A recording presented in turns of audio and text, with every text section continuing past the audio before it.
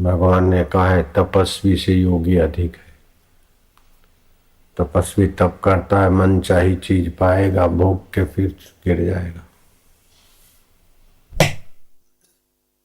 ज्ञानी भ्यो मतो अधिका, चार वेदों का ज्ञान है, अतल वितल तलातल रसातल पाताल का खूब ज्ञान है, लेकिन अपने आत्मा का ज्ञान नहीं है, वो भी थक जाएगा उसमें। तपस्वी भ्यो अधिको योगी, ज्ञानी भ्यो मतो अधिका, कर्मी भ्योश्च अधिको योगी, कर्म करने में कुशल है। बहुत उत्तम, बड़े बड़े कर्म करता, बड़े बड़े उद्योग, बड़े बड़े, सारी धरती का एक छत्र राजा हो जाता है, धनाढ़ हो जाता है, लेकिन वो संभाल संभाल कर जैसे और धनी मर गए ऐसे वो मर जाएगा, अमरता का अनुभव नहीं होगा।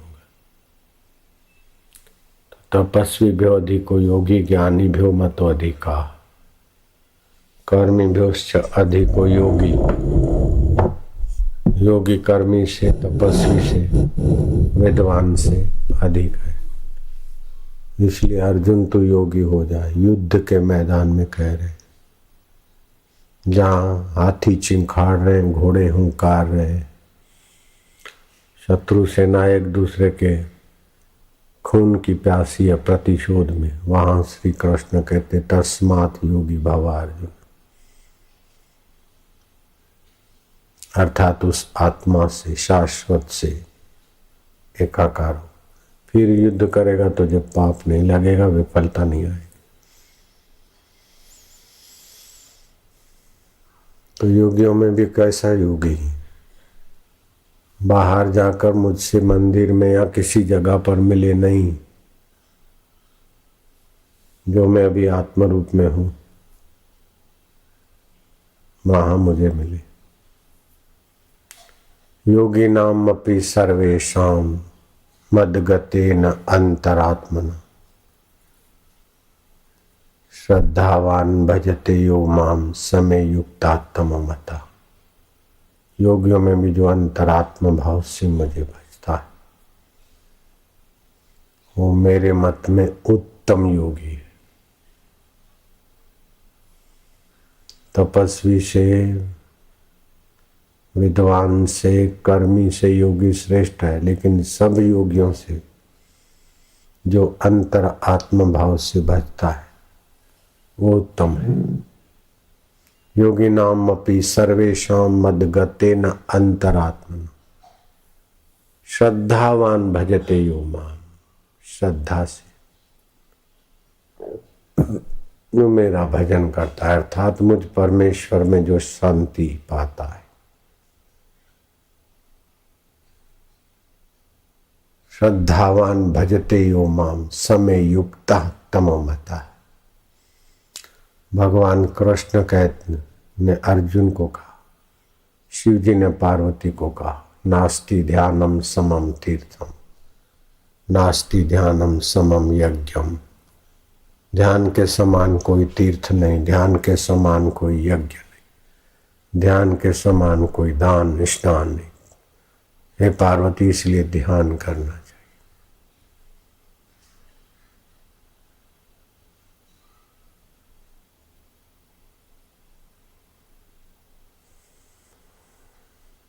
जो निष्काम सेवा नहीं करता वो ध्यान भी नहीं कर सकता।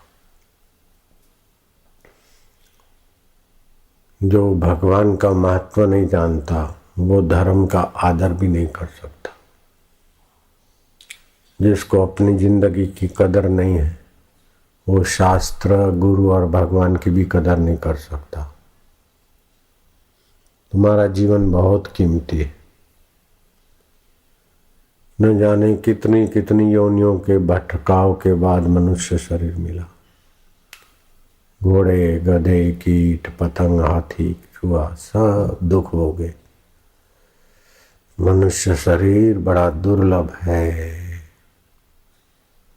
दुर्लभो मानुष्यो देहो, देही नाम क्षण भंगुर। कब कहाँ मृत्यु हो जाए, कहाँ हार्ट अटैक हो जाए, एक्सीडेंट हो जाए,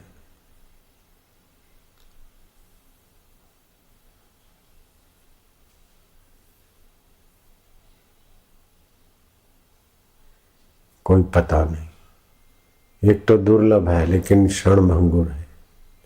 उस क्षणभंगुर जीवन में अपना शाश्वत काम कर लिया तो कर लिया, नहीं तो बाकी का जो कुछ करा उसकी चीजें फल वस्तु यहीं पड़ी रह जाएगी। बिल्कुल पक्की बात। चाहे कुछ भी मिला यहीं रह जाएगा। अपने आत्मदेव को मिलो, जो मरने के बाद भी रहता है उसको भी मिल लो। मरने के बाद रहता है कैसा है वो पता नहीं चलेगा।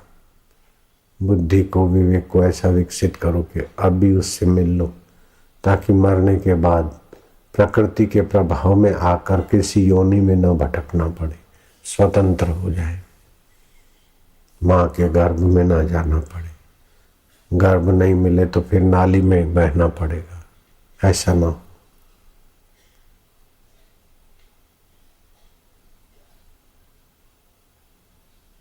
न सदूरे न दुर्लभ। परमात्मा को दूर न मानो, दुर्लभ न मानो, पराये न मानो, भविष्य में मिलेंगे ऐसा न मानो। हम योग्य नहीं है ऐसी बेवकूफ़ी तो कतई ना करो। अगर योग्य नहीं होते तो मनुष्य जन्म ही नहीं मिलता।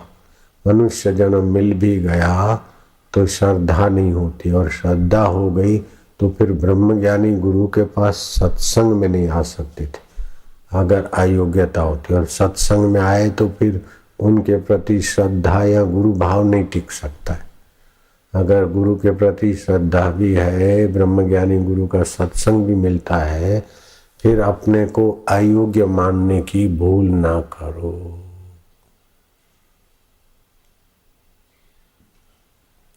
अपने को दुखी मानना, अपने को अयोग्य मानना, अपने को धन संपदा का स्वामी मानना, या अपने को दरिद्र मानना, अपने को पापी मानना, या अपने को स्त्री मानना, अपने को पुरुष मानना, ये सब मान्यताएं जैसे वो करोड़िया होता है ना, जाला बूंद फंस मरता है, ऐसे हम फंस जाते। ये सब जाले को काटने की ज्ञान की कैंची के मैं भगवान का हूँ, भगवान मेरे हैं। इसमें कोई मेहनत नहीं है और कोई झूठी बात नहीं। भगवान सच्चिदानंद है, प्राणी मात्र के सुहृद हैं, सबके अंतरात्मा होकर बैठे।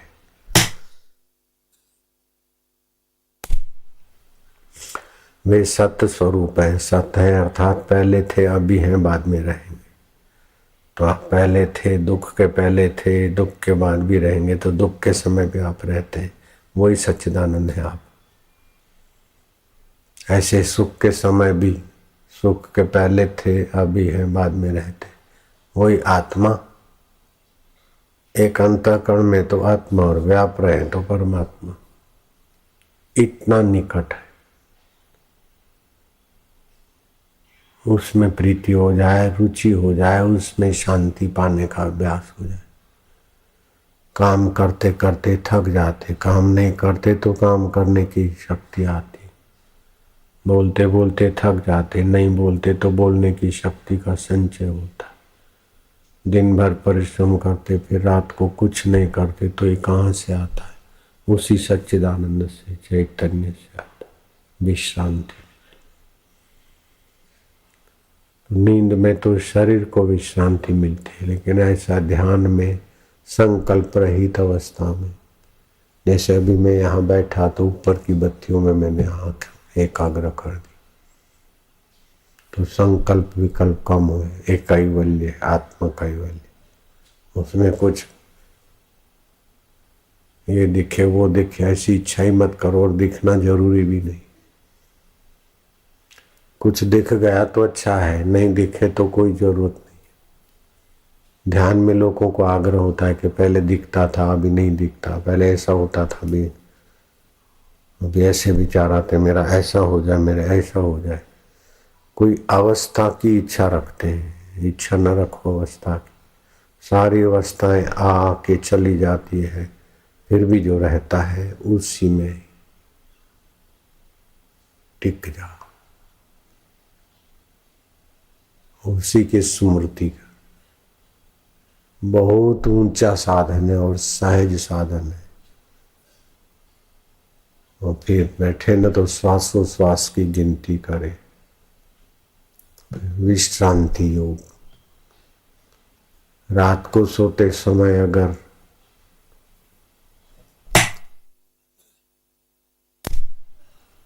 ऐसा शांत होते होते फिर सो जाए तो थोड़े समय में योग निद्रा में गति हो जाएगी। योग निद्रा भी बहुत रचनात्मक कार्य, विधेयात्मक सूचनाएं देने में सक्षम है। लेकिन फिर वो संसार में सफल होकर लोग खुश हो जाते हैं, बापू आपकी दया से हमारा ये हो गया, ये हो गया, ये मिल गया, ये मिल गया। हम तो तुमको और आगे ले जाना चाहते हैं, लेकिन हम चाहते हैं उससे भी आगे बढ़ो। वीजा मिल गई तो क्या हो गया? मैं बोलता हूं क्या हो गया, और आगे बढ़ो। जब तक ईश्वर में नहीं आते तब तक ये सब फालतू चीजें, खिलौने हैं।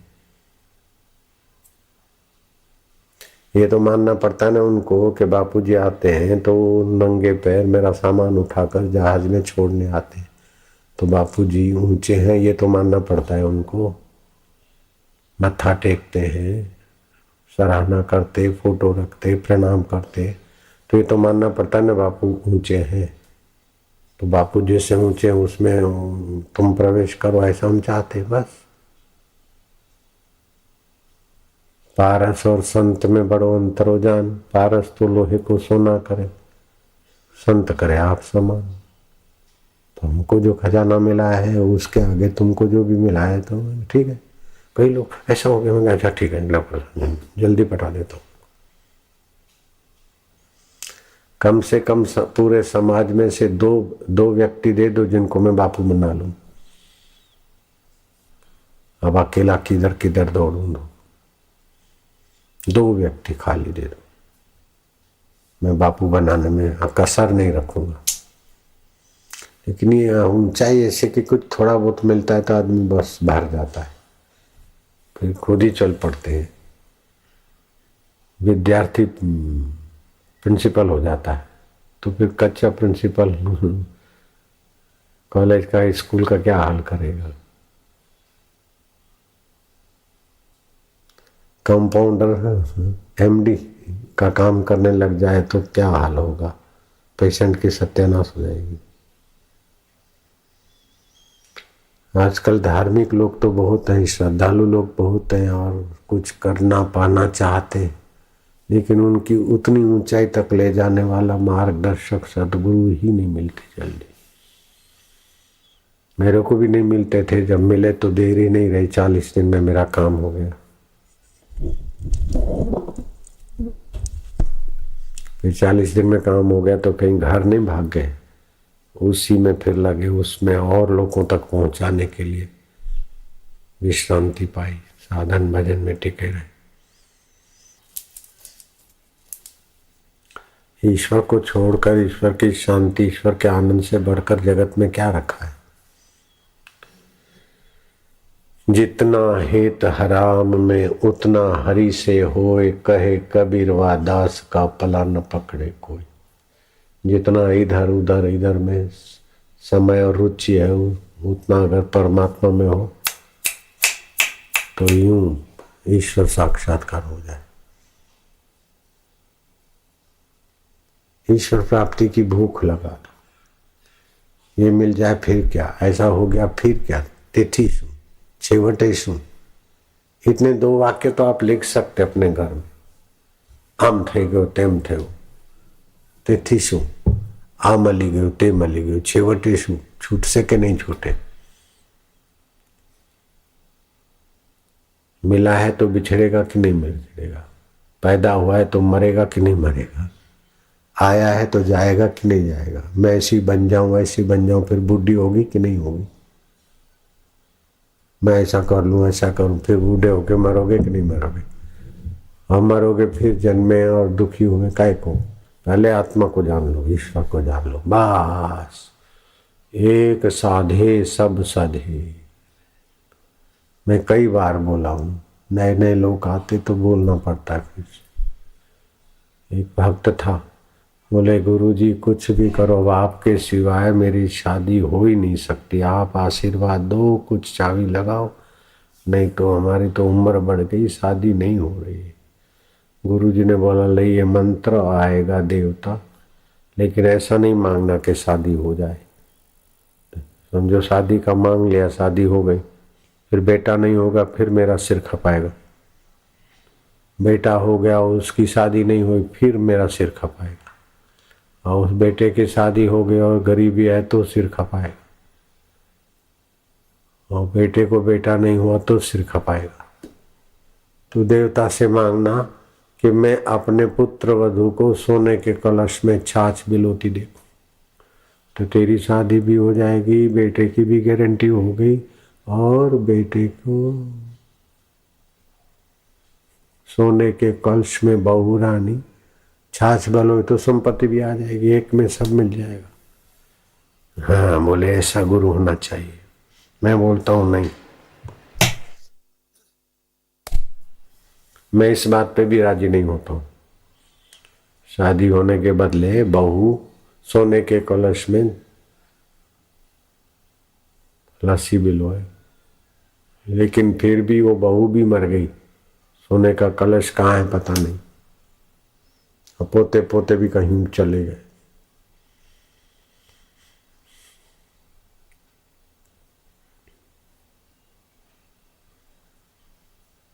दूसरे वरदानों से तो वो वरदान ठीक है होलसेल में, लेकिन फिर भी आखिर क्या। अरे तू ईश्वर प्राप्ति का संकल्प है कि बैठा, जब ईश्वर प्राप्त हो जाए तो पत्नी प्राप्त होना, सोने का कलश प्राप्त होना, बहू प्राप्त होना, ये तो तू दूसरे को दे सकता है आशीर्वाद। ऐसा बापू बन जाए ने बधानो बाप नो बाप થઈ જાય બેટા, સીધો એકદમ। अरे કે મને કે નોકરી મળી જાય ને હું તો પટવારી થઈ જાઉં, मामलतदार થઈ जाऊं। अरे तू प्राइम मिनिस्टर हो जाए ना, सब तेरे अंडर में हो जाएगा। और जहाँ प्राइम मिनिस्टर भी आशीर्वाद मांगने आते हैं, ऐसा तू बापू बन जाने, काहे को तेरे बाप का जाटा क्या है। सीधो धड़ाको करनी भाई, एकदम खुला खजाना दे रहे, फिर क्या परचूरन परचूरन। राजा राजी होए तो बोले 4 आना आपो न, 50 पैसा दे दो न, मैं भेड़ पूरी खाना है मुआ। राजा राजी हो जाए, 2 रुपये की भेड़ पूरी मांगता है, ठीक। राजा से भेड़ पूरी मांगी जाती है, राजा से राजा साहब जो आप हैं वही हम हैं, हमें ऐसा कर दीजिए, बस हो गया। પછી ભેળપુરી માટે 2 રૂપિયા બીજા માગવા પડે है તમને, રસોડા માટે નોકર માગવો પડે, બધા આવે है। ऐसे परमात्मा में टिक जाओ, फिर सब हाजिर है।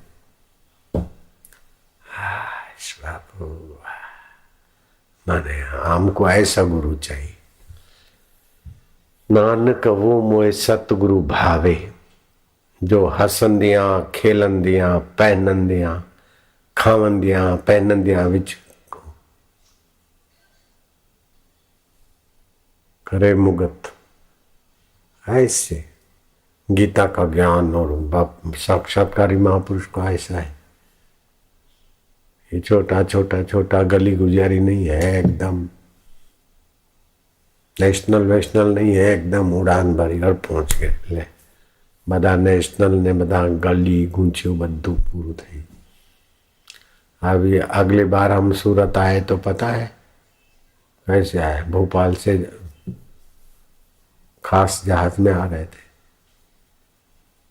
तो ये तुम्हारे ये कितने सेंटर कितने मकान और सूरत पूरत, ऊपर से आए तो कोई गली बली का कोई नहीं, 1 वे ट्रैफिक धड़ाक एयरपोर्ट पे।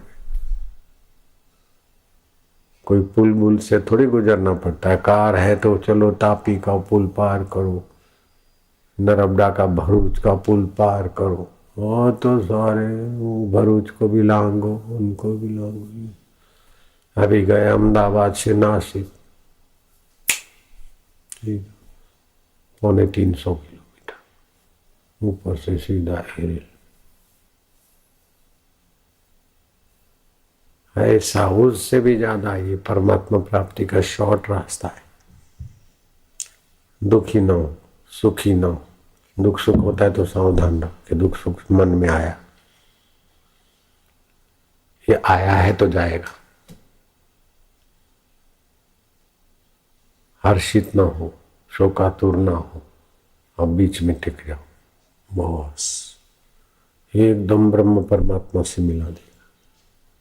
जो पहले था, अभी है, बाद में रहेगा। उसके लिए तलाश और कर्म अच्छे करना पड़े। धोखा नहीं, निंगरों का निंदकों का संग नहीं।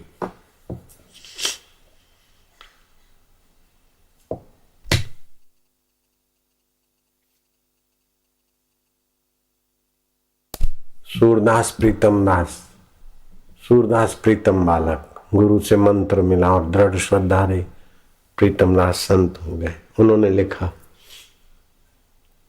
गुरु को माने मानवी, देखे देह व्यवहार, कहे प्रीतम संशय नहीं, पड़े नरक मौजार।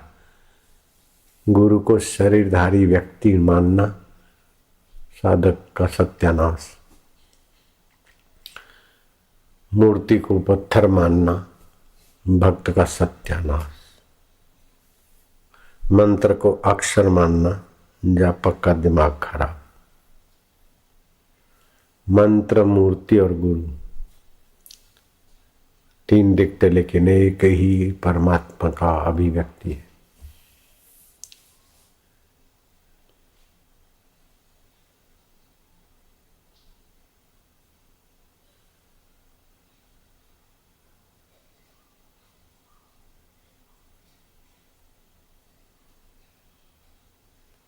फिर एक गलती ये होती कि हम क्या करें, हम क्या करें, अभी क्या करें।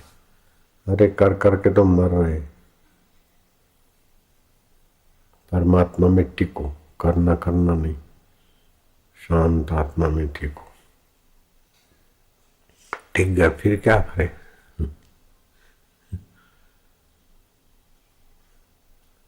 एक बार टिको तो सही, फिर क्या करे तुमको पूछना नहीं पड़ेगा, तुम दूसरों को बताने वाले हो जाओगे। नारायण नारायण नारायण नारायण। मुझे इस बात का बहुत प्रसन्नता होती है कि इतने सारे लोग और इतना शांत होना हमने कहीं नहीं देखा। बच्चे भी बैठे बबलू बबलू, और बड़े बड़े बुजुर्ग भी बैठे, और सब चुप बैठे। ये कैसा है परमात्मा का, आत्मदेव का जादू। इतना हल्ला गुल्ला करके आए और फिर इतना शांत बैठना, ये कितनी ऊंची साधना है अपने आप में। कितना ऊंचा संयम है, कितना ऊंचा भविष्य है।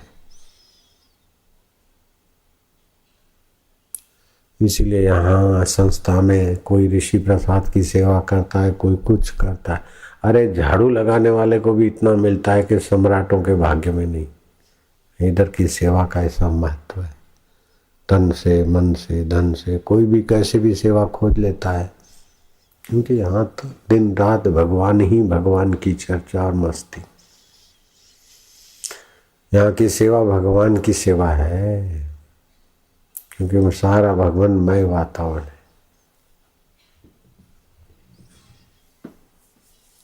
और भगवान के तीन स्वरूप है, आदि भौतिक, आदि देविक और आध्यात्मिक।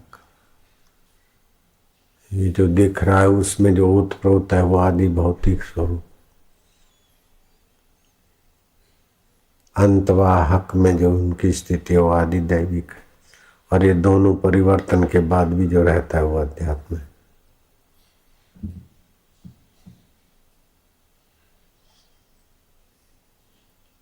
तुम ऐसा नहीं मानो कि भगवान कोई ऐसे दो हाथ वाले, दो पैर वाले, अथवा वहीं कुट में होंगे, इधर होंगे। वो तो अणु अणु में व्याप रहे और सर्व समर्थ है। नियंत्रण, नियामक, कर्म के फलदाता, प्रेरक और अपने हितैषी। उनमें शांत हो जाओ, उनके साथ प्रीति। तो दूसरों से फिर बेईमानी का, ठगी का, द्वेष का व्यवहार छूट जाएगा। धर्म युक्त व्यवहार। अब साधारण आदमी को भगवान तक कैसे पहुंचाया जाता है ये भी सुन लो। जो एकदम आलसी है, कुछ सूझता नहीं, उसको बोलते कुछ काम करो करो। कुछ नहीं करने से तो जड़ता आ जाएगी, भगवत तत्व जागृत नहीं होगा। कुछ करने लगा तो बोले अब गलती ना करो, अधर्म वाला ना करो, धर्म वाला करो। क्योंकि अधर्म वाला फिर नीचता में ले आएगा। धर्म वाला करो, निषिद्ध मत करो। तो उसका एक पगथिया ऊंचा आ गया। वो तो विहित करता है। फिर बोले विहित विहित मत करो। विहित करके फल की इच्छा करोगे तो वो फल मिलकर नष्ट हो जाएगा। ईश्वर अर्पण बुद्धि से करो, निष्काम भाव से, तो उसका और एक ऊंचाई आ जाएगी। फिर बोले निष्काम भाव से तो करते, लेकिन अपने को करता मत मानो। करता मानोगे तभी भी ईश्वर की विश्रांति से, ईश्वरत्व से दूर बने रहोगे। कोई बल्ब कहे कि मैं रोशनी देता हूं तो मूर्ख है। मुख्य धारा से जुड़े बिना बल्ब रोशनी नहीं दे सकता है। पावर हाउस से जुड़े बिना बल्ब रोशनी नहीं दे सकता। ऐसे कोई बोले मैंने ये काम किया, वो काम किया, मैंने ऐसा किया, मैं सेवा किया, बिना स्वार्थ के किया, तो मैं तेरे मैंने क्या करा, उस सत्ता के बिना तेरा मैं क्या कर सकता बुद्धू। मुख्य धारा से अलग होकर बल्लभ क्या कर सकता है। मुख्य गंगा जी से अलग होकर एक प्याला पानी का किसकी प्यास बुझा सकता है? सबकी तो नहीं बुझा सकता। ऐसे परमात्मा से अलग होकर मैं धर्मात्मा हूँ, मैं निष्कामी हूँ, ये अड़चन है, ये निकाल दे, तब वो व्यापक से जुड़ेगा उसकी सत्ता। अभी भी रोज परमात्मा से जुड़कर ही तुम कर सकते हो। रोज तो क्या, हर सेकंड परमात्मा से जुड़कर कुछ होता है। परमात्मा की चेतना से आंखें जुड़ती है तभी देखती, मन जुड़ता है तभी सोचता है, बुद्धि जुड़ी है तभी निर्णय करती है। ये सब बदल जाते फिर भी नहीं बदलता। वो ही सत्य है, कहाँ दूर है वो परमात्मा। वही चेतन है, वही आनंद स्वरूप है। बुद्धि शांत हो गई, वासना चली गई तो एक होती है आवश्यकता और दूसरी होती है इच्छा। इच्छा तो कभी पूरी ही नहीं होती। एक इच्छा पूरी, दूसरी तीसरी इच्छाओं में फंस के मर जाता है।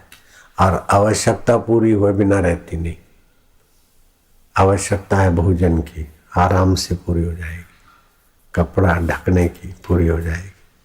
शरीर को बचाने के आवास की पूरी हो जाएगी।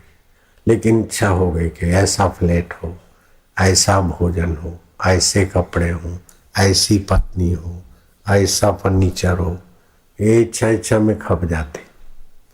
आवश्यकता तो आसानी से पूरी होती, प्रकृति की व्यवस्था है, लेकिन इच्छा को महत्व दे दे के भटक जाते। तो दो आवश्यकता होती है। एक आवश्यकता होती है शरीर की, रोटी, पानी, कपड़ा, आवास, ये शरीर की आवश्यकता है। और असली आवश्यकता वो तुम्हारी, ये रोटी, पानी, कपड़ा, आवास मिल गया तो भी तुमको कुछ नहीं मिला। ये जीवात्मा को परमात्मा के प्राप्ति की आवश्यकता है। वो नहीं किया तो रोटी, पानी, कपड़ा कितना भी मिला, एक फ्लैट नहीं 10 फ्लैट मिले तो क्या हो गया? 1 करोड़ नहीं 10,000 करोड़ मिल गए तो क्या हो गया? ज्यादा संभाल के मरेगा और क्या होगा? आपकी दया से मेरे को फ्लाइट मिल गया, मेरे को ये मिल गया, लेकिन आखिर क्या? ततः किम ततः किम। तो फिर असली आवश्यकता जगेगी। असली आवश्यकता है आत्मा परमात्मा को पाना। जैसे असली आवश्यकता और दूसरी नकली इच्छा, ऐसे फिर ये जीवात्मा को असली आवश्यकता है परमात्मा को पाने, नकली इच्छा रहती कि ये हो जाए ये हो जाए, और नकली को इतना महत्व देते कि असली का पता ही नहीं चलता, बुद्धि मारी गई। तो बोलते सत्संग से विवेक होता है, और विवेक का 9वां हिस्सा बुद्धि पुष्ट होती। बुद्धि से विवेक नहीं बनता, विवेक से बुद्धि बनती है। बिनु सत्संग विवेक न होई, राम कृपा बिनु सुलभ न सोई। तो विवेक भी 2 प्रकार का होता है, एक सामान्य विवेक और एक मुख्य विवेक। क्या खाना क्या नहीं खाना, किधर सोना किधर नहीं सोना, गर्मी से कैसे बचना, सर्दी से कैसे बचना, ये तो कुत्ते बिल्ले कीड़ी मकोड़े खटमल में भी विवेक होता है। कीड़ी भी देखेगी धुआं है आग है तो उधर से साइड मार जाएगी। मकोड़े में भी विवेक होता है कि गुड़ कहाँ है और नमक क्या है। तबीयत को शरीर को संभालने का विवेक तो तुच्छ बैक्टीरियाओं में भी होता है, हाँ?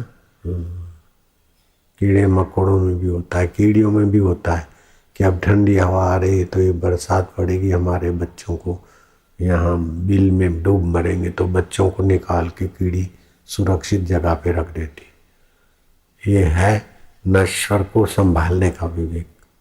लेकिन सत्संग मिलता है तब शाश्वत को पाने का विवेक जगता है।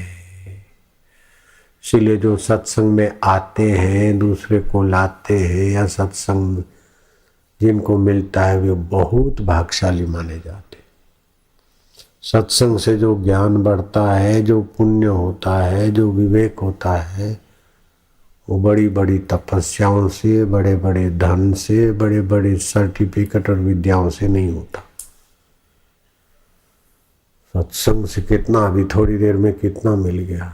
दुनिया के सारी पढ़ाई लिखाई करके भी आदमी इतना महान नहीं बन सकता जितना सतगुरु के सत्संग में महान बनना आसान हो जाता है।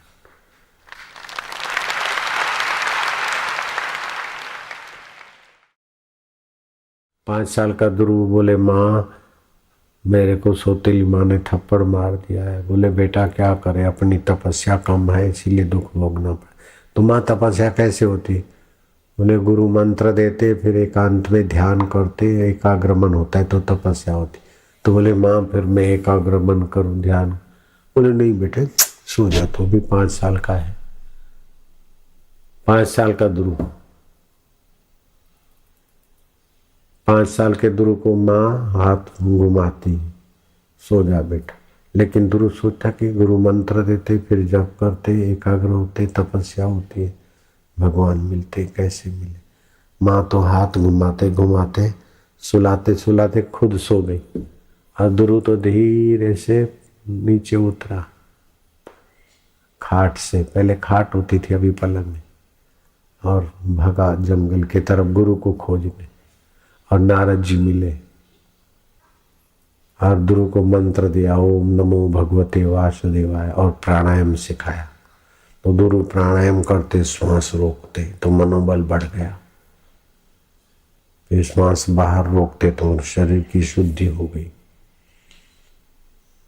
फिर जीभ तालू में लगाते तो भूख प्यास कम हो गई, ध्यान लगने लगा। 6 महीने के अंदर भगवान प्रकट हो गए। और ये तो 12 साल के बैल हो गए। वो 5 साल के ध्रुव को तो ईश्वर मिल गया, 12 वर्ष ना बढ़ दिया, अजी ईश्वर प्राप्ति ना करी लो। कोई 12 साल के बैल, कोई 25 साल के बैल, कोई 50 साल के बैल, ऐसे घूम रहे हैं। नहीं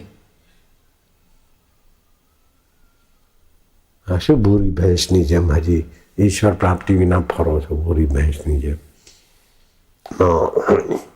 શું શકું ભણ્યા ગાડી છે મોટર છે બંગલો છે પણ શું બુરી ભેંસ।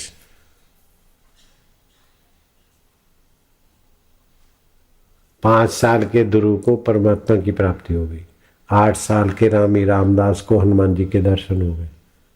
ये तो 10-10 साल के बैल हो गए, 15 साल के बड़दिए, अभी तक ईश्वर नहीं पाया। ले 20 साल के बैल हो गए, कोई 40 साल के बैल हो गए। अपने मन को समझा हो जरा।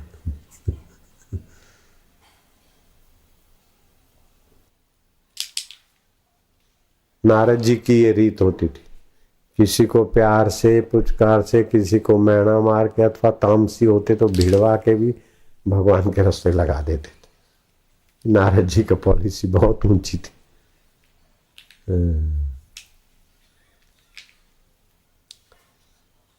हित चाहते थे नारद जी सबका, कम बोलते थे, सार गर्भित बोलते थे, ईश्वर परक बोलते थे, ईश्वर के गुणगान करके ईश्वराकार मस्ती में रहते। तो कमरा बंद करके रो ईश्वर के लिए कि प्रभु तेरी प्राप्ति का उपाय तो मिलते हैं, लेकिन प्राप्ति की भूख नहीं लगती, कृपा करो नाथ में तुम्हारा। रो, रोना नहीं आता तो झूठ मूठ में रो, झूठ मूठ में नहीं आता तो उस बात के लिए रो गए, हाय रे झूठ मूठ में भी नहीं आता है, हाय रे, हाय हाय हाय हाय।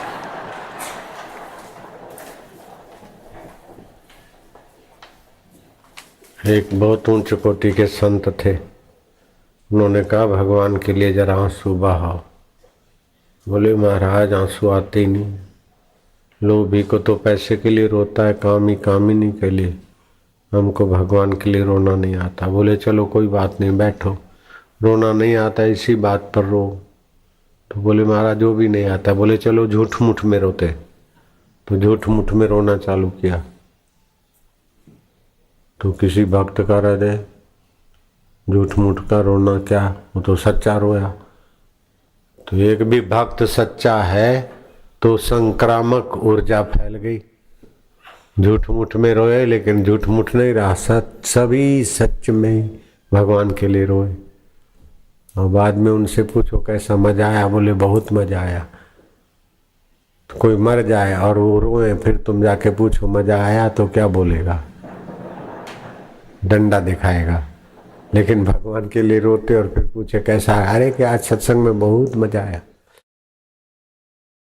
मैं अहंकार फूटता है, वो शांत अहंकार, अहंकार शांत तो ममता भी शांत, आनंद शांति भगवत प्रसाद। दूसरा तरीका है, अपनी आंख की सीध में गुरुदेव का चित्र है, देखते गए और आंख की पुतली हिले नहीं, देखते रहे देखते रहे देखते रहे। तीसरा तरीका है, होठ बंद करके जीभ ऊपर नहीं नीचे नहीं बीच में खड़ी रखी और श्वास अंदर गया बाहर आया उसको गिनते रहे, मन की एकाग्रता। लोग क्या करते हैं, धार्मिक बातें सुनकर तीर्थों में तो जाते हैं, लेकिन तीर्थों में वो मूर्तियों के दर्शन करके स्नान विनान करके मान लेते हैं तीर्थ यात्रा हो गई। जो नहीं जाते तीर्थों में, पिकनिक पॉइंटों पे जाते, उसकी अपेक्षा उनको शाबाश है। लेकिन तीर्थ में जाने का मतलब है आत्म तीर्थ में आना, परमात्मा तीर्थ में सदा के लिए निर्दुख हो जाना। शिव जी पार्वती को कहते हैं, जो निगुरे लोग हैं, तामसी लोग हैं, इधर तीर्थ इधर तीर्थ इधर तीर्थ करके भटकते रहते, आत्म तीर्थ में जाने वाला गुरु जी का सानिध्य नहीं पाते। इदम तीर्थम भ्राम्यते तामसा जना, आत्म तीर्थम न जानाति कुत मोक्षसी प्रिय। तो तीर्थों की महिमा सुना, तीर्थ में गए, फिर तीर्थ क्या है ये महापुरुषों के सत्संग से जानना चाहिए। फिर वो तीर्थ में गोता मारने के लिए थोड़ा ध्यान करके आना चाहिए। तो सुनना, जानना, मानना और फिर उसका अनुभव करना, तब तीर्थ का तीर्थत्व पूरा होता है। साधना तो यहाँ भी ऊंची, ज्ञान यहाँ भी ऊंचा है, लेकिन उसमें लगातार खान पान सात्विक है, वो सत्व गुण बढ़ेगा तभी परमात्मा ज्ञान का अनुभव होगा। सत्वात संजायते ज्ञानम। प्याज लहसुन होटल का खुराक वो रजोतमो गुण बढ़ाने वाले। दूध सात्विक है, मूंग सात्विक है, अनार सात्विक है, सेव सात्विक, अंगूर, जौ, गेहूं, चावल, गाय का घी, दूध। और फिर कम बोले, बोलने के पहले सोचे कि ये नहीं बोलूं तो चल जाएगा। बोलने से अपने को या दूसरे को फायदा होता हो तो बोले, नहीं तो बोलने में शक्ति का खर्च न करे। बोलने से भी चंचलता रजोगुण आता है। मौन से शक्ति का संचय भी होता है, सत्वगुण भी बढ़ता है। तो बोलने में संयम, ऐसे ही खाने में भी संयम। ये खाऊं ये खाऊं ये खाऊं, फिर शरीर को ज्यादा मेहनत करनी पड़ती। आवश्यकता उतना ही शरीर लेता, बाकी उसको पचा पचा के निकालने में ही लगता है। तो जो आवश्यकता से ज्यादा खाते तो शरीर में कच्चा रस जमा होता है, फिर ये कंधे पकड़े पकड़े रहते। ऐसे लोगों को थोड़ा दिन कम खुराक लेना चाहिए। और इस सीजन में हरड़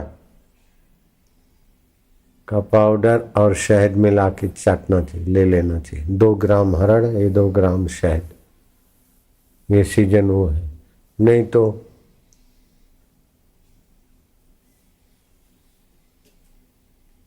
ये हरड़ वाली गोलियां त्रिदोष नाशक है, हरड़ रसायन। ये तो मैं लेता हूँ, आज भी लिया। ये रसायन का काम करती है। जैसे माँ बच्चे को पोषती है, ऐसे ये शरीर की कोशिकाओं को पोषती है। हरड़ रसायन ये चूसते रहना चाहिए। दो गोली सुबह दोपहर शाम, फायदा रहता है। तो ये आपका स्थूल शरीर है, लेकिन मन सूक्ष्म शरीर है। और मन में आया कि ये हॉल बने, तो इस शरीर ने तो हाथ नहीं लगाया, लेकिन सूक्ष्म संकल्प ने कितना बड़ा हॉल खड़ा कर दिया। ऐसे मकान ये वो तो सूक्ष्म में, अभी सूक्ष्म संकल्प होगा तभी ये बड़ा शरीर उठेगा। तो संकल्प दिखता नहीं, लेकिन संकल्प बड़े बड़े शरीरों से काम करवा लेता है। तो स्थूल से सूक्ष्म व्यापक भी होता है और शक्तिशाली भी होता है। तो ये पदार्थ स्थूल है, लेकिन इंद्रियां सूक्ष्म है। तो इंद्रियां पदार्थों को नियंत्रित कर देती है। जहाज इतना बड़ा है, हर पायलट उसको नियंत्रित कर देता है। रेल इतनी बड़ी है, रेल तेजी से भाग रही है 10,000 टन लेके। संकल्प तो ड्राइवर का सूक्ष्म है। 10,000 टन और 20,000 50,000 लगे, 80,000 रेल का वजन एक जरा सा ड्राइवर के संकल्प में तेजी से दौड़ता है, स्लो दौड़ता है। तो संकल्प दिखेगा नहीं, लेकिन कितना ताकत है सूक्ष्म। तो स्थूल से कई गुना ज्यादा व्यापक सूक्ष्म होता है। तो सूक्ष्म के किसी अंश में स्थूल होता है, अर्थात इंद्रियों के अंश में स्थूल है। जैसे मेरे नेत्र के एक थोड़े से अंश में इतना हॉल है, लेकिन इतना ही नहीं, मैं तो आकाश में सूरज को भी देखता हूँ। तो इतनी सी आंखें और कितना सारा स्थूल मेरे नेत्रों के अंदर आ जाता है। ऐसे ही कितने कितने कहाँ कहाँ के शब्द मेरे कान में आ जाते हैं। सुराग तो जरा सा है, लेकिन श्रोत्र इंद्री सूक्ष्म है, शब्द स्थूल है। तो सूक्ष्म व्याप्त होता है और शक्ति संपन्न होता है।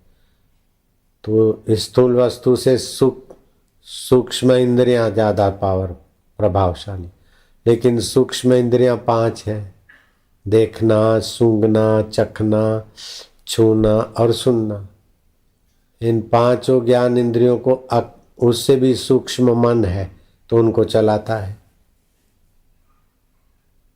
5 ज्ञान इंद्रियों को मन चलाता है, और उतना खाली चलाता नहीं, और भी ताना बुनी करता रहता है, और भी उसके पास टाइम होता है। चलते भी जा रहे, देखते भी जा रहे, सूंघते भी जा रहे हैं और सोचते भी जा रहे हैं कल का परसों का। तो स्थूल जगत से सूक्ष्म इंद्रियां ज्यादा पावर, सूक्ष्म इंद्रियों से भी मन ज्यादा सूक्ष्म है, और मन से भी बुद्धि ज्यादा सूक्ष्म है।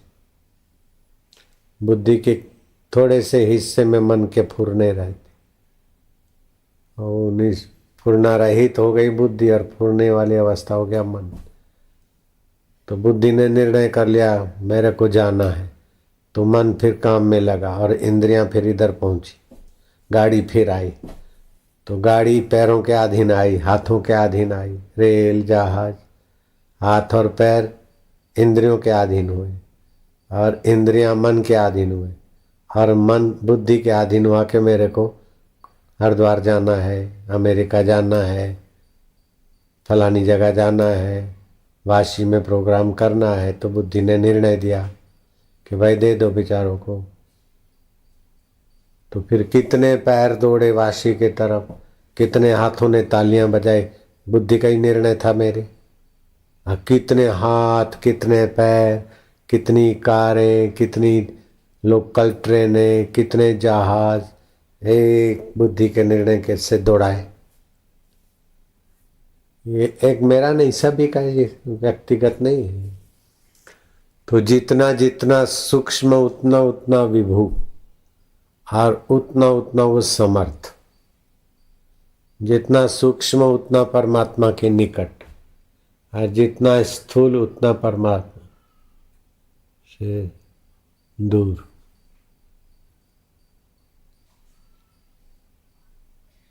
दुनिया अहंकारी की बातें सुनना नहीं चाहती है। घमंडी को दुनिया प्यार नहीं करती। घमंड स्थूल वस्तु का होता है, धन का, सत्ता का, एका मैं लंकापति राम, और राम को सब चाहते। तो राम बुद्धि से भी ज्यादा सूक्ष्म है, बुद्धि से ज्यादा सूक्ष्म जीव है, और जीव से भी ज्यादा सूक्ष्म और व्यापक आत्मा है।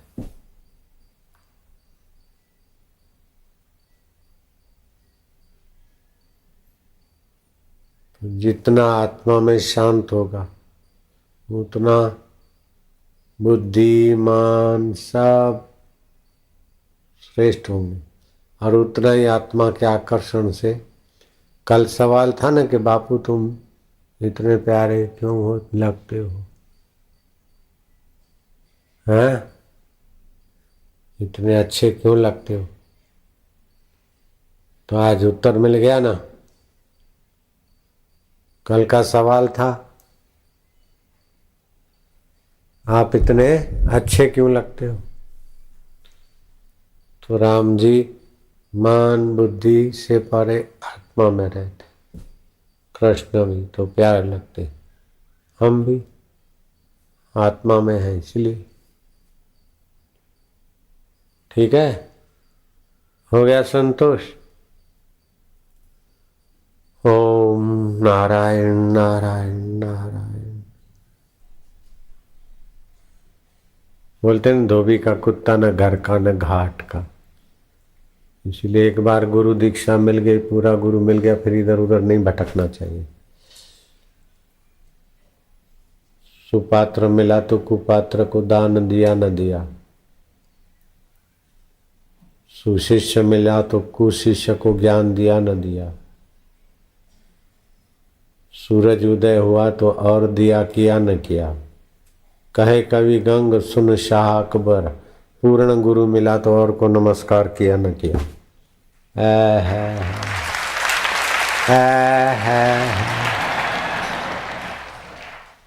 कभी जाए केदार, कभी जाए काशी, कभी जाए मक्के, बिना गुरु की कृपा के खाता है दर दर के धक्के।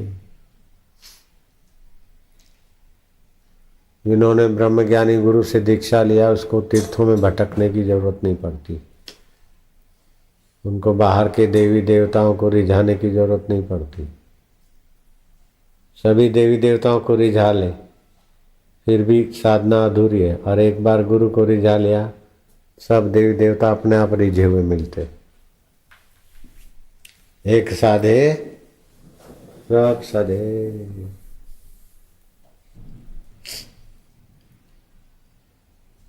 तो जो इंद्रियों में और पदार्थों में जीते वो अगर भक्ति भी करेंगे ना तो एक भगवान को, एक देवता को नहीं, ये भगवान ये भगवान ये भगवान, कितने ही भगवान को हाथ टेकते रहे, कभी न कभी कोई काम आ जाएगा।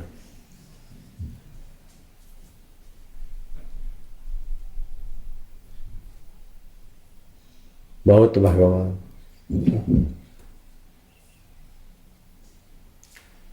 बहुत भगवान हो तो हरकत नहीं, लेकिन बहुतों में वो एक है, ये तो समझ के करो। चलो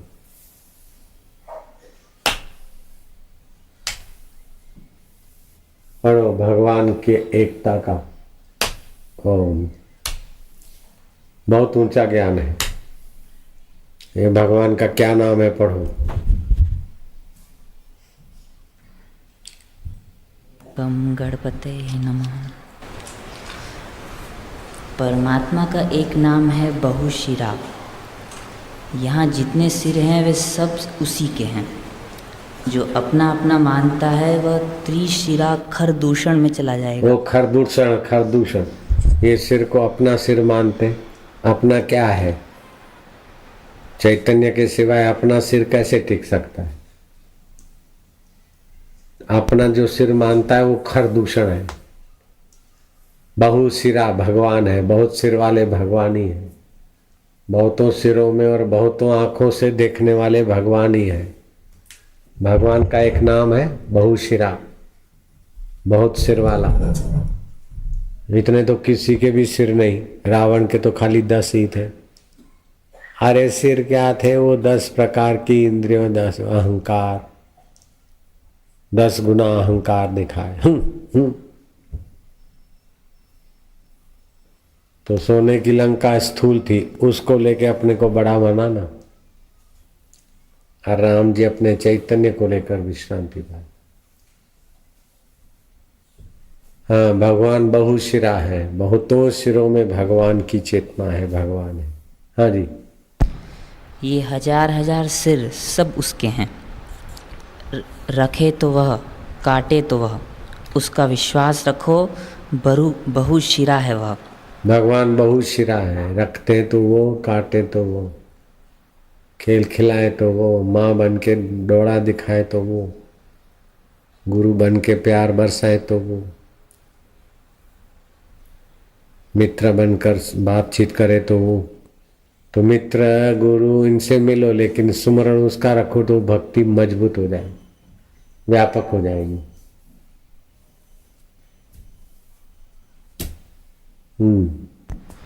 शुचि श्रवा, श्रव माने यश, उसका यश पवित्र है। भद्रम करणे भी शृणुयाम, हम अपने कानों से मंगलमय यश का श्रवण करें। भगवान का मंगलमय यश का श्रवण करें, मंगलमय भगवान की कीर्ति और कीर्तन करें, तो हमारा सूक्ष्म सूक्ष्मतर व्यापकता में आ जाएंगे, भगवान में आ जाएंगे। जैसे शत्रु का सुनते तो द्वेष में आ जाते, मित्र का सुनते तो राग में आ जाते, और चाट का सुनते हैं तो जीभ में आ जाते, खटाई का सुनते तो, और अत्र का सुनते तो नाक में आ जाते, और फिर अत्र बाहर भी आ जाते। से भगवान का सुनते हैं तो फिर बाहर से इंद्रिया में, इंद्रियों से मन में, मन से बुद्धि में, बुद्धि से जीव में, जीव से ब्रह्म में आते आनंद आनंद आने लगता है। अनजाने में भगवत आनंद है। ये जो आनंद आता है वो किसी दूसरे का नहीं है, भगवत सत्ता का ही। न सदूरे न दुर्लभ, वह दूर भी नहीं दुर्लभ भी नहीं। भगवान दूर भी नहीं है, दुर्लभ भी नहीं है, भविष्य में मिले ऐसे भी नहीं। अभी अपने आत्मा होकर बैठे। शरीर मरता है फिर भी हमारा भगवान के साथ संबंध नहीं टूटता है।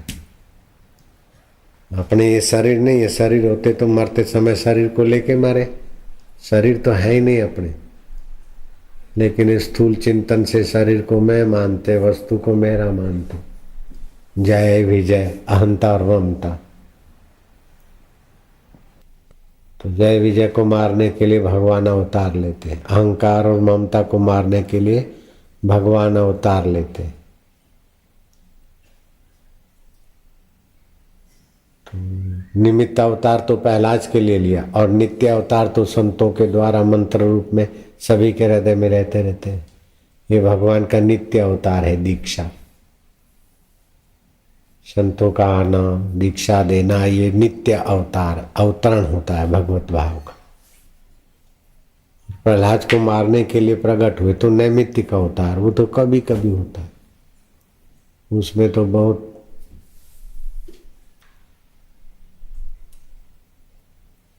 लीलाएं होती। ये नॉर्मल ढंग से सबका कल्याण करता है। हाँ जी। हृदय को पवित्र करने वाला उसका यश है। संसार में किसी का यश सुने तो उससे आसक्ति हो जाएगी। किसी का यश सुने ये अच्छा है, ये सुंदर है, तो आसक्ति हो जाएगी। आप यश सुने तो हृदय जलेगा, लेकिन भगवान का यश सुने तो मन भगवताकार हो जाएगा।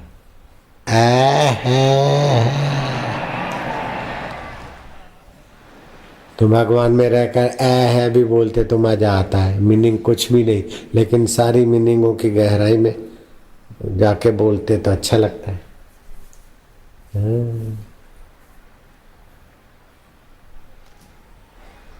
किसी का अपयश सुने तो उससे द्वेष हो जाएगा, घृणा हो जाएगी। तो जितने हमारे जीवन में घृणा और द्वेष उत्पन्न किया, उसने हमारा सत्यानाश किया। हाँ, जिसने हमारे जीवन में घृणा, द्वेष, अश्रद्धा उत्पन्न किया, उसने हमारा सत्यानाश कर दिया। और जिसने हमारे हृदय में भगवत भाव भर दिया, उसने हमारा बेड़ा पार कर दिया। इसीलिए सच्चा हितैषी है भगवत भाव भरने वाला।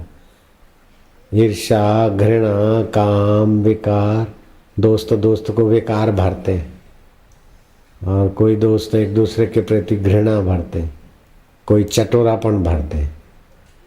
तो ये सब कुत्ते की दोस्ती दो बाजू जंजाल। या तो चटोरापन भरेंगे, या तो घृणा भरेंगे, या तो आसक्ति भरेंगे। सतगुरु ही है जो भगवान को भरते और को हटा देते।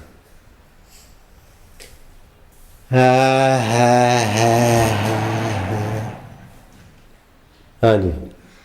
और परमात्मा का यश श्रवण करो तो उसमें प्रीति होगी और संसार की प्रीति हट जाएगी। अमृत न विद्यते मृतम मरणस्य अस्य, वह कभी मरता नहीं। भगवान कभी मरते नहीं। शरीर मरता है, मन भी मरता है, ध्यान में शांत होता है, बुद्धि भी मारी जाती। मेरी बुद्धि मारी गई, उसको भी जानने वाला है मरता है क्या है? ऐसा भगवान सरल है, अपना आत्मा ही है, कठिन नहीं है। अघरू नहीं हो बेन, अघरू लागे बापू તમારી આગળ અઘરા નથી લાગતા ને આમ તો બહુ અઘરા લાગે है ना। यदि उसका नाम लो, उसकी शरण ग्रहण करो, उसका स्मरण करो, उसको जानो, जो तुम्हें मृत्यु से छुड़ाने वाला है वह। इसलिए परमात्मा का नाम अमृत है, शाश्वत स्थान हो। भगवान का नाम शाश्वत स्थान है, उसका नाम अमृत है। उसका नाम लेते हैं, उसका चिंतन करते सुनते, तो हृदय में अमृतमय सुख शांति आती। मरने वाली इंद्रियां, मन, शरीर, फिर भी जो रहने वाला वो अमृत। शाश्वत माने हमेशा और स्थाणु माने स्थिर रहने वाला, वह कभी मरने वाला नहीं। भगवान का नाम है शाश्वत स्थान। वरारोह बड़ा बढ़िया है। आरोह माने गोद, जैसे बच्चे को ले लेते हैं गोद में, तो वह क्या है, बच्चे ने आरोहण किया, चढ़ गया उसकी गोद में। तुम भगवान की गोद कैसी है, उनका वक्षस्थल कैसा है, वर है, श्रेष्ठ है। अगर ध्यान करना हो तो उसी से करो, माने उसी से सटो। सटने योग्य यदि कोई है तो केवल वही है। सबसे चिपकने योग्य है तो भगवान ही। कैसे चिपकेंगे हम, दिखता तो है नहीं तो कैसे। लेडा लेडी तो दिखते तो चिपकते लेकिन फिर फै हो जाते। वो दिखते नहीं है लेकिन चिपका जाता है तो फिर फै नहीं, फिर तो खुद भगवतमय हो जाता। तो कैसे चिपके, उसके गुण लीला चिंतन करते करते उसमें निश्चिंत हो जाना, यही चिपकना है।